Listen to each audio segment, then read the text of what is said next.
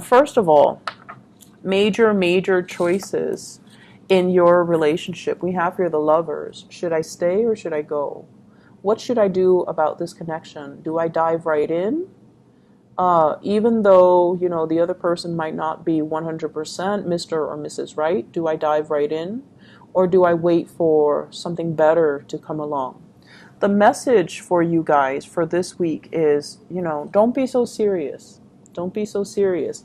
It's hard not to be serious as a Virgo, and I feel like a lot of you let a lot of good opportunities for fun, for excitement, for growth pass you by, mainly because you're quite, I want to say, discerning and critical about like the potential of things. So it's almost like when you're given an opportunity, you project like, okay, if I do this, what's going to happen? If I take a course of action in this direction, what's going to happen? So it's almost like ruminating and knowing all the possibilities that are going to come to be before you even take up on the action, before you even make a choice. And as a result, it's like, oh, it's not going to work out. So why do I want to, take up on this offer? So I feel like, it's like you hold yourself back, negative self-talk, or even anticipating worst case scenarios, because you guys are really good about that. And then as a result of it, you kind of refuse opportunities, and then opportunities pass you by. Okay, so I feel like this is a week for you to, just be a little bit more playful. Just take opportunities as they come and don't project so far into the future. It's also the end. The Mercury retrograde cycle ended on the 19th of this month.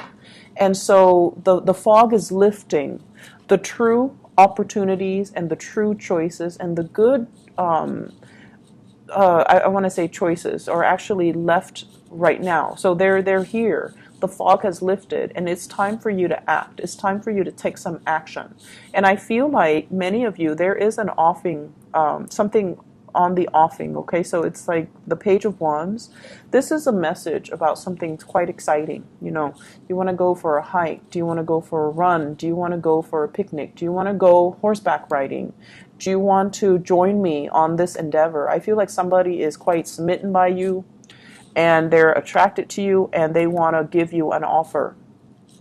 And once again, Page of Wands, it's not exactly a fire sign, but it can be.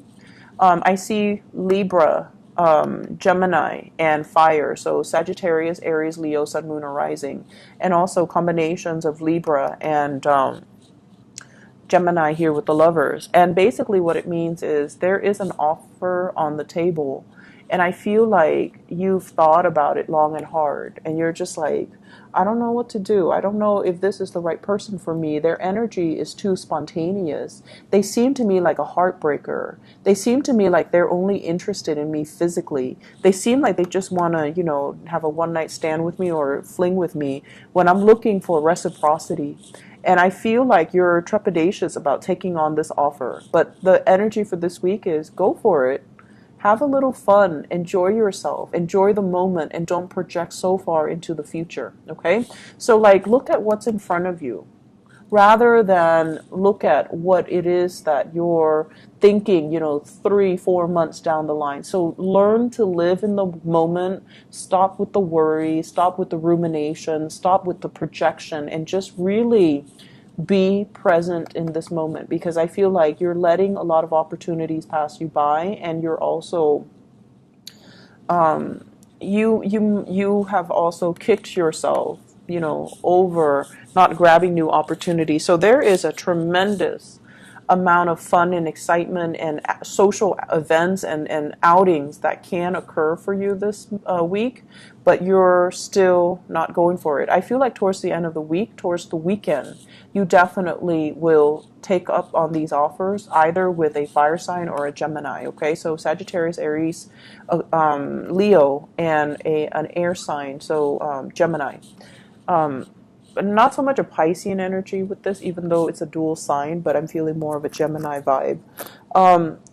what I'm feeling for many of you, you've left a relationship. The Justice card indicates like a divorce, a separation, or something where you felt it was like totally unfair. And I feel like you're still recuperating from it, and you might have some trust issues regarding new offers that are on the table for you. For those of you who have been gotten out of a marriage, I feel like you're taking like small steps, which is great, venturing into the dating environment, and I feel like it's going to work out really well for you. So you have communication and messages that are going to be coming in with somebody that you have a very strong attraction towards, okay? And I feel like it can be the start of something very, very solid and really good for you. So please take up on this offer. For those who are in coupled relationship, there might have been relationship issues here. The give and take, the balance, the energetic push and pull in the relationship, dealing with someone who is incredibly stubborn. You're trying to right a situation. You're trying to be patient with them, and I feel like your patience is running out. The main problem that I feel with a lot of Virgoan people in relationships is that you expect perfection from your partner. You expect your partner to be able to be, to overcome all of their problems on their own, because you yourself, you're able to solve your own problems. And you're dealing with somebody who might be very trapped, very stuck in their ways, and it's hard for them to solve their own problems. And I feel like when somebody is not able to solve their own problems, and also you have very high standards with the people that you date or the people that you get into relationships with, so you expect them to be perfection. You expect them to be able to handle their responsibilities and take care of things. If they're dealing with some emotional problems, you expect them to, pick up themselves up their own bootstraps and just solve them. And I feel like your partner needs that emotional support from you, okay? They're a little bit confused, like, what's my direction in life? Where do I want to go? Where do I want to live? And so there might have been arguments and things like that regarding a direction of a relationship. Is the relationship reciprocal? Are you tired of waiting for them to get themselves together or get their lives together? And I feel like this is a week where you are going to have to make some compromises, because you're going to have to understand that when the partner is not feeling well, we have to step up in the relationship, and vice versa. When you're not feeling well, as much as you hate having to depend on another person, that it's okay. One partner needs to step up when the other person is not feeling well. And in this situation, I feel like many of you are going to take up the calling and step up for your relationship partner, which is a really beautiful energy. I feel like you spent last week trying to decide on this relationship, and this is the week where you're like, okay, let's do it. Let's just, agree to disagree and then move forward. Okay, so it's very beautiful. It's really reconciliatory, and it's very good. Okay, let's look at other areas of your life. Okay, so first of all, the Chariot. This is a big career card. When it's in the reverse position, I usually think of it as health issues. Okay. And I feel like Leo got the same card, and I think it might be in a similar placement. I just did it and I forgot already. So this is usually indicating to me like feeling a little bit under the weather, not feeling at your best, not feeling, it's like mobility might be restricted, or you're not feeling quite, it seems to me like water retention.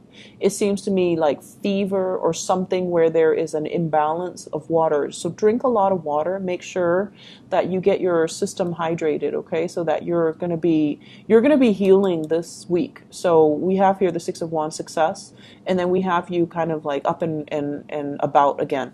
So assessing what you need to do in order to take care of your body, and you're very, very sensitive to what your bodily needs are. So, I feel like it boils down to just taking better care of yourself, getting a lot of water in your system so that you're not feeling, it's also the summertime in the northern hemisphere, so just make sure you hydrate. At the same time, what I do sense overall is the Chariot is a major arcana card, and it deals with like career trajectory. Okay, am I happy where I'm at right now? Am I applying all of my skills? Many of you are just like, no, I have a lot of skills, and I feel like this job alone, it doesn't tap into all of my potential. Yes, I'm getting positive reception and accolades in the work environment, but something feels like it's a little bit, something feels like it's not 100% the right fit. So I feel like you're also thinking about long-term career opportunities, expansion, even retirement for some of you. And like you're at the peak of your career, you want to continue working, but you're also like physically you might be feeling like I'm kind of tired. I want to retire, but you know, people need me.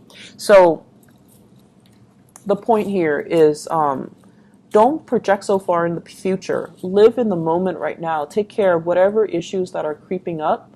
And then, you know, whenever you feel this, like, okay, it's done. I need to turn the page. I need to start something else. Once you have 100% committed to this end, completion, that's when you start looking. Okay, so I feel like many of you, you're kind of dithering around like, thinking about those long-term goals when in fact you have a lot of achievements, you have a lot of things that you can do. There's still a purpose for you to be here. And there are a lot of people that are looking up to you. And this is a card about leading the way, having the spotlight on you, and having like a lot of people that really look up to you and admire you and depend on you to kind of lead the charge. Okay, so you're in a very public it's like your whatever work environment you're in, you find yourself in the spotlight. And I feel like it can at times feel emotionally like uncomfortable because Virgo and people are generally great behind the scenes. They're not like limelight hogs.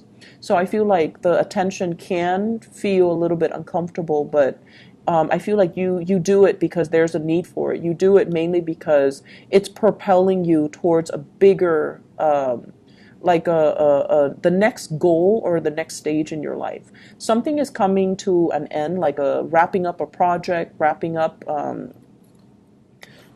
something, like some big culmination is happening for you for this week, and I feel like towards the end you're going to feel a lot better. Okay, take care of your health though. Okay, Virgos, don't run yourself ragged, and you know, keep yourself centered and just really focus on what needs to be done this week and focus on what's in front of you. Don't ruminate and think so far ahead. Okay, so this is a time for you to just kind of ease up, be a little bit more playful, okay.